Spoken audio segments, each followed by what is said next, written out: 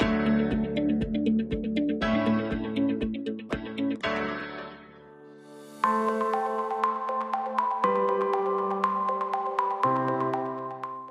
and welcome to this math session.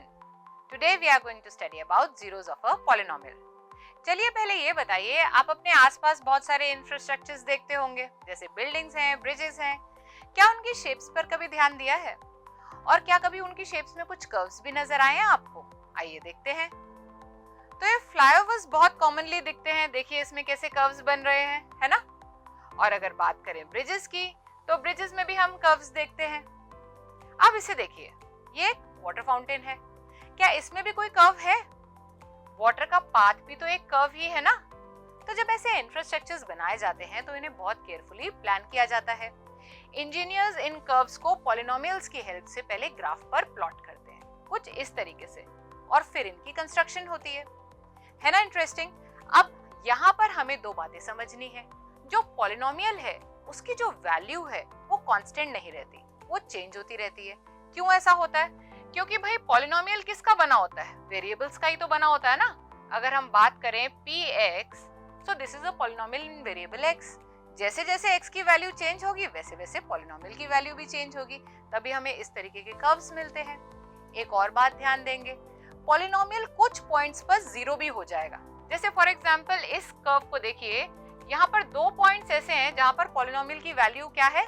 Zero है. जहाँ पे ये x एक्सिस को कट कर रहा है. x की वो वैल्यू जिसके लिए पॉलिनोमियल की वैल्यू जीरो हो जाए वो बन जाता है जीरो ऑफ अ पॉलिनोमियल. ये समझा हमने इसे ज्योमेट्रिकली. अब बात करते हैं कैसे हम इसे मैथमेटिकली कैलकुलेट कर सकते हैं. तो चलिए देखते हैं. वैल्यू ऑफ अ पॉलिनोमियल निकालना सीखना होगा पहले. अब एक पॉलिनोमियल गिवन है px. At x is equal to 0, 1, 2 हमें वैल्यू निकालनी है. कैसे निकालेंगे? देखिए हमने क्या करना है, अगर हमें 0 पे वैल्यू निकालनी है तो हम लिखेंगे p0. 0 क्यों लिखा मैंने?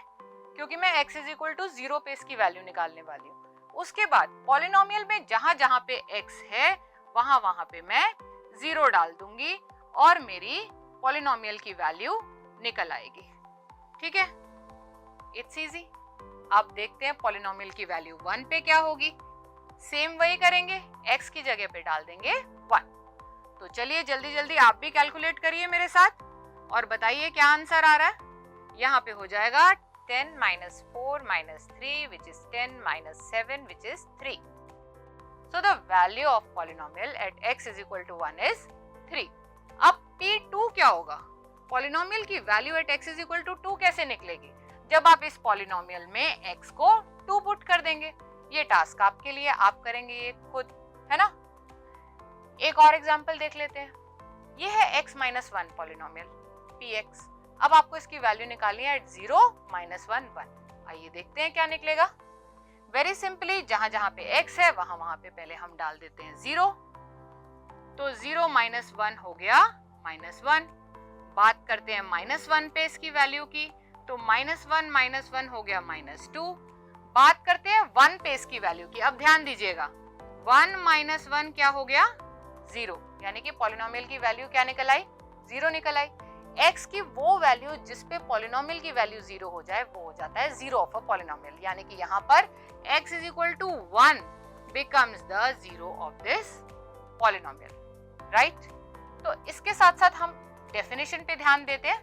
A zero of a polynomial px is a number c such that pc is equal to 0. ये बात हमने समझ ली. अब एक क्वेश्चन देखते हैं.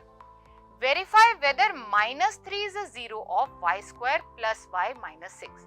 क्या दिया हुआ है? एक पॉलिनोमियल दिया हुआ है और हमें ये पता लगाना है क्या -3 इसका 0 है या नहीं है. कैसे करेंगे बताइए. हमने क्या करना है, y की जगह पे -3 डाल देंगे. अगर ये पॉलिनोमियल 0 बन गया, that means -3 is the zero of this polynomial. तो मैंने लिखा py is equal to y square plus y minus 6. चलिए -3 डाल के देख लीजिए, आप भी करिए. ये हो गया 9 minus 3 minus 6. ये हो गया 9 minus 9 which is 0. यानी कि पॉलिनोमियल बन गया 0. That means -3 is a zero of this polynomial. Right? ये तो हमने चेक किया कि -3 जीरो था या नहीं था, पर अगर जीरो निकालना हो तो वो कैसे निकालेंगे, आइए वो भी देख लेते हैं। सपोज कीजिए आपको एक gx पॉलिनोमियल दे रखा है 3 - 6x, आपको इसका जीरो निकालना है। तो करना कुछ नहीं है, सिर्फ आपको gx को जीरो के इक्वेट कर देना और x की वैल्यू निकाल देनी है। आइए देखते हैं कैसे। देखिए पॉलिनोमियल मेरा है यहाँ पे gx, इसको इक्वेट किया जीरो के, 3 - 6x जीरो, तो 3 इज इक्वल टू 6x, तो x क्या बन गया 3/6 which is 1/2। So x is equal to 1/2 is the zero of this polynomial. Easy. एक और एग्जांपल देख लेते हैं।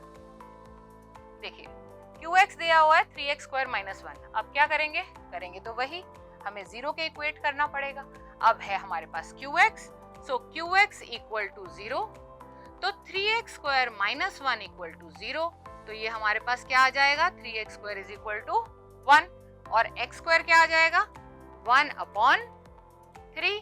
तो x क्या आएगा जब स्क्वायर उधर जाएगा तो √1/3, पर यहाँ ध्यान देंगे प्लस माइनस लिखेंगे, क्यों, क्योंकि +√1/3 और -√1/3 दोनों का स्क्वायर 1/3 होता है। तो यहाँ हमें कितने जीरोस मिल गए, 2 जीरोस मिल गए, क्योंकि ये कैसा पॉलिनोमियल था, क्वाड्रेटिक पॉलिनोमियल था। तो ये बात भी आप ध्यान रखेंगे। अब बात करते हैं कांस्टेंट पॉलिनोमियल और जीरो पॉलिनोमियल की। तो कांस्टेंट पॉलिनोमियल कौन से होते हैं, हमने पिछले सेशन में सीखा था। जितने भी हमारे कांस्टेंट नंबर्स हैं उनको हम कांस्टेंट पॉलिनोमियल कहते हैं। अब बताइए क्या लगता है कांस्टेंट पॉलिनोमियल का जीरो कौन सा होगा, निकाल सकते हैं आप कुछ कांस्टेंट पॉलिनोमियल का जीरो? आइए इसे समझते हैं। सपोज कर लीजिए एक एग्जांपल से समझते हैं। मैंने ले लिया नंबर 7। अब इस 7 को मैं लिख सकती हूँ 7x rays to the power 0। आप सोचिए और बताइए x की कौन सी वैल्यू के लिए ये पॉलिनोमियल जीरो हो जाएगा, वही तो जीरो ऑफ पॉलिनोमियल बनेगा ना। तो बताइए x की कोई भी वैल्यू डालिए, 1, 2, 20, 30, किसी के लिए पॉलिनोमियल जीरो हो रहा है? आप देखेंगे कि x की किसी भी वैल्यू के लिए ये पॉलिनोमियल जीरो नहीं होगा, क्योंकि ये पॉलिनोमियल हमेशा कांस्टेंट ही रहेगा, 7 ही रहेगा, यानी कि कांस्टेंट पॉलिनोमियल का कोई जीरो नहीं होता। यानी कि हम ये बोल सकते हैं कि a non zero constant polynomial has no zero. अब आप बोलेंगे नॉन जीरो क्यों बोला, क्योंकि जीरो पॉलिनोमियल का केस अलग हो जाता है। अब जीरो के बारे में सोचिए, what about the zero of the zero polynomial, क्या लगता है आपको जीरो का कोई जीरो होगा? समझते हैं, देखिए इसको भी। जीरो को मैंने लिख दिया 0x raise to the power 0, right. अब बताइए x की कौन सी वैल्यू के लिए ये पॉलिनोमियल जीरो होगा? x को 1 डालिए, 2 डालिए, 20, 30 कुछ भी डालिए, भाई जो भी आपने x की वैल्यू डाली ये पॉलिनोमियल तो जीरो ही रहने वाला है ना, जीरो से मल्टीप्लाई होके। यानी कि every real value of x is actually the zero of the zero polynomial. तो हम बोल सकते हैं इसके लिए कि every real number is a zero of the zero polynomial. ये इंपॉर्टेंट बात थी। अब इसी के साथ साथ कुछ और इंपॉर्टेंट पॉइंट्स हैं जो हमें हमेशा ध्यान में रखने हैं। वो हैं a zero of a polynomial need not be zero, यानी कि ये जरूरी नहीं है कि पॉलिनोमियल का जो जीरो हो वो जीरो ही रहे। अब देखिए अगर आप एक पॉलिनोमियल ले लीजिए x - 1, तो x - 1 जो है इसका जीरो क्या होगा, 1 होगा। तो जरूरी तो नहीं है ना कि वो जीरो ही हो।